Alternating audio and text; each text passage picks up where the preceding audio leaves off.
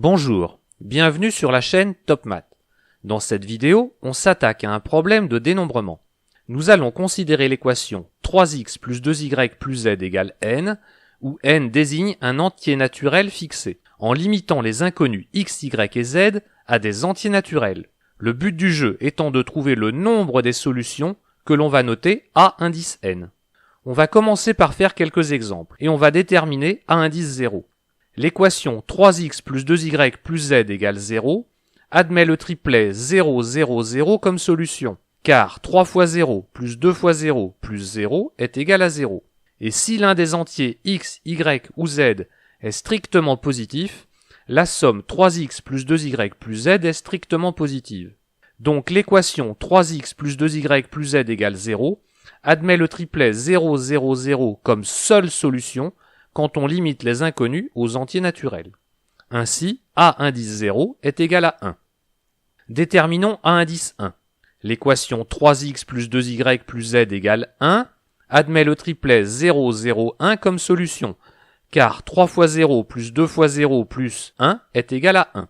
Et il est facile de voir que c'est la seule quand on limite les inconnus aux entiers naturels. Ainsi, a indice 1 est égal à 1. Déterminons maintenant a indice 2.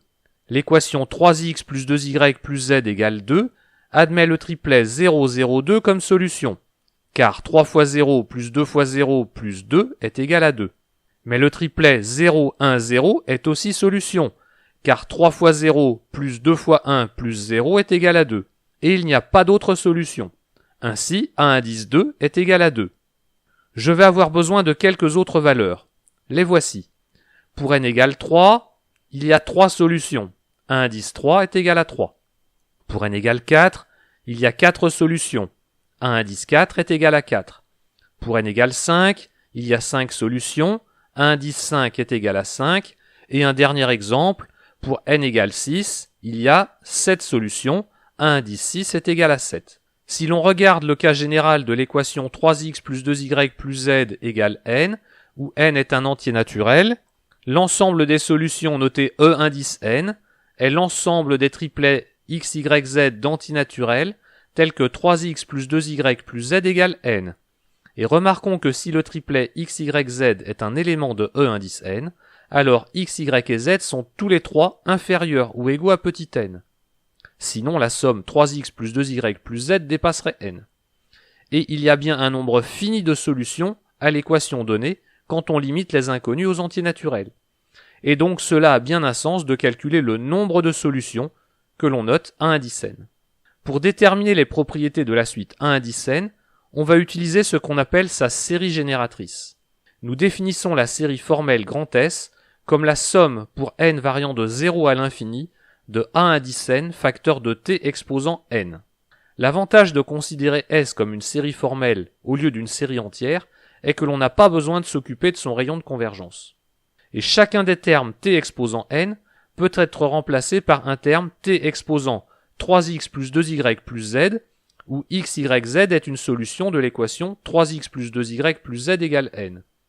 On peut donc écrire grand S sous la forme somme pour x, y et z variant dans l'ensemble des antinaturels des t exposant 3x facteur de t exposant 2y facteur de t exposant z, ce qui n'est rien d'autre que la somme pour x variant dans l'ensemble des antinaturels de t exposant 3x, facteur de la somme pour y variant dans l'ensemble des antinaturels de t exposant 2y, facteur de la somme pour z variant dans l'ensemble des antinaturels de t exposant z. Ces trois sommes sont des séries géométriques et on obtient directement S est égal à 1 sur 1 moins t au cube, facteur de 1 sur 1 moins t au carré, facteur de 1 sur 1 moins t. Nous allons remanier cette série formelle pour trouver une relation de récurrence sur les coefficients. De la relation que l'on vient d'obtenir sur la série génératrice, on obtient 1 moins t au carré facteur de 1 moins t au cube facteur de S est égal à 1 sur 1 moins t. En développant le début du membre de gauche, on obtient 1 moins t au carré moins t au cube plus t exposant 5 facteur de S est égal à 1 sur 1 moins t. Et en reprenant l'expression de S et de 1 sur 1 moins t comme des séries, on obtient l'expression suivante. On va alors transformer chacune des sommes de gauche avec une translation d'indice, pour obtenir finalement cette relation-là. Et en identifiant les coefficients de t exposant n dans les deux sommes à partir de n égale 5, on obtient la relation de récurrence a indice n moins a indice n-2 moins a indice n-3 plus a indice n-5 est égal à 1. Et comme on a calculé tout à l'heure les premiers termes, on pourra de proche en proche calculer tous les termes de la suite à n. Mais je vous propose de faire encore mieux, en donnant une expression explicite de a indice n en fonction de petit n. Pour nous faciliter le travail, on va définir des suites auxiliaires qui apparemment sortent d'un peu nulle part. On pose pour tout entier naturel n, p indice n égale à n plus 3 au carré plus 4. Q indice n, le quotient de la division euclidienne de p indice n par 12. Et on définit également r indice n comme le reste de la division euclidienne de p indice n par 12. C'est-à-dire que r indice n est égal à p indice n moins 12 fois q indice n. Voyons quelques propriétés simples de la suite des p indice n. Calculons, pour n entier naturel supérieur ou égal à 5, p indice n moins p indice n-2 moins p indice n-3 plus p indice n-5. En remplaçant par leurs expressions et en simplifiant, on obtient que cette somme est égale à 12. Bien, calculons maintenant p indice n plus 6. Manifestement, p indice n plus 6 est égal à p indice n plus 12 fois n plus 72. Et comme 12 et 72 sont des multiples de 12, on obtient que p indice n plus 6 est congru à p indice n modulo 12. On va en déduire des propriétés sur la suite des r indice n. P indice n plus 6 est congru à P indice n modulo 12. Ils ont donc le même reste dans la division euclidienne par 12. Donc R indice n plus 6 est égal à R indice n. Et la suite des R indice n est donc périodique de période 6.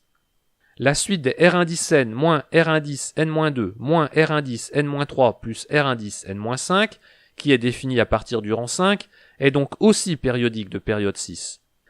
Et avec les premiers termes de la suite des R indice n indiqués dans la dernière ligne du tableau, on obtient alors finalement que pour tout entier naturel n supérieur ou égal à 5, R indice n moins R indice n-2 moins R indice n-3 plus R indice n-5 est nul. On va maintenant déterminer les propriétés sur la suite des Q indice n qui nous intéressent. On a déjà calculé les premières valeurs des Q indice n. Et calculons aussi Q indice n moins Q indice n-2 moins Q indice n-3 plus Q indice n-5. Q indice n et R indice n sont le quotient et le reste de la division euclidienne de P indice n par 12. Donc Q indice n est égal à P indice n moins R indice n divisé par 12. On remplace de la même façon les autres termes. Puis on regroupe ensemble d'une part tous les termes de la suite P et d'autre part tous les termes de la suite R. Et grâce au résultat précédent, ceci donne un total égal à 1.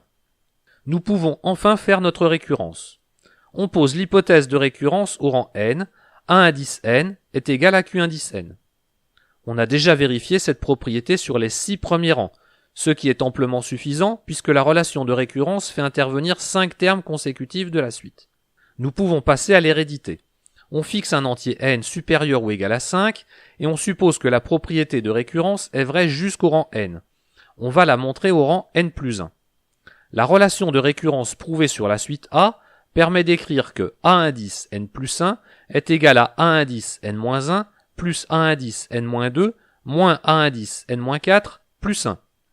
Mais par hypothèse de récurrence, on peut remplacer chacun de ces termes par les termes correspondants de la suite Q. Et grâce à la relation établie sur la suite Q, on obtient finalement que A indice n plus 1 est égal à Q indice n plus 1. Il n'y a plus qu'à conclure, et on a bien démontré que pour tout entier naturel n, A indice n est égal à la partie entière de n plus 3 au carré plus 4 divisé par 12.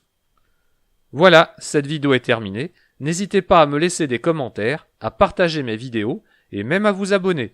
Vous pouvez aussi me retrouver sur Facebook. À bientôt sur la chaîne Top Math.